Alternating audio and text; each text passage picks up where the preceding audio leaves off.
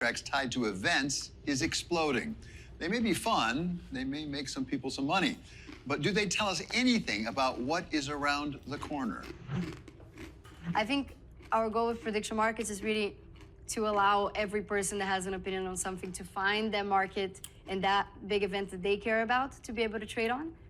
Luana Lopez Lara is the co-founder and COO of Kalshi, the first events contract exchange regulated by the Commodity Futures and Trading Commission. The company is currently raising funds at a valuation of $5 billion, even as the Intercontinental Exchange seeks to buy Kalshi's rival, Polymarket, for closer to $10 billion. While we went to MIT, but one thing we realized is that most trading happens when you have an opinion about what's going to happen in the future and you find a way to put that in the market.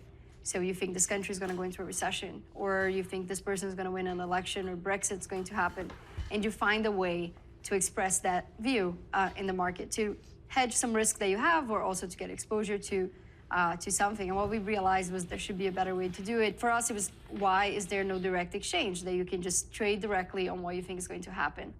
Former Treasury Secretary Larry Summers sees real value in prediction markets like the ones Kalshi and Polymarket have created, not only for the people betting on events, but also for those hoping to learn about the outcomes.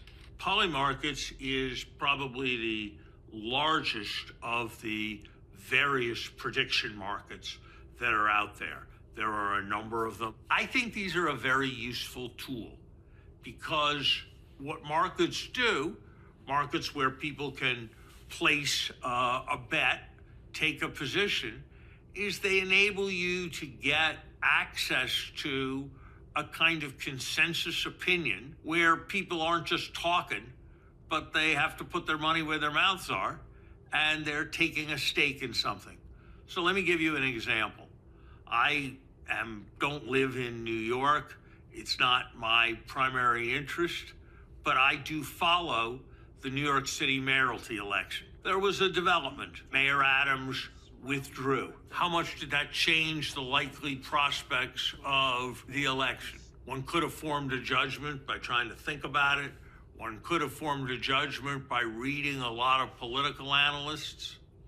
In fact, you could just look at the prediction markets. That, I think, is the value. It helps us all be more informed about, even when there isn't much information available, about what's likely to happen in politics, what's likely to happen in foreign policy, what are the prospects of an agreement between Russia and Ukraine. I don't think anybody sensible would pretend that these estimates are exactly right, or these estimates are estimates that can be completely relied on.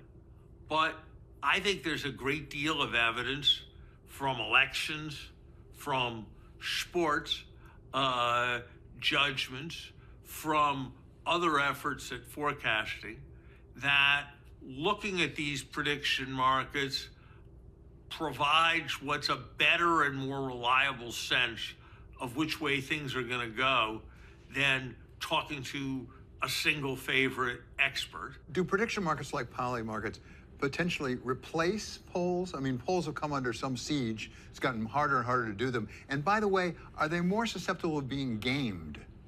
David, I don't think they replace polls any more than the stock market replaces earnings forecasts. The stock market reflects earnings forecasts and helps people process what a company is worth given divergent discussions, but it wouldn't be able to function if there weren't data and there weren't analyses and projections of future earnings.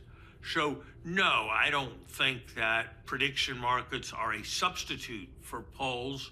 They are a way of processing the information in polls, if you're not yourself a pollster, in a much better way.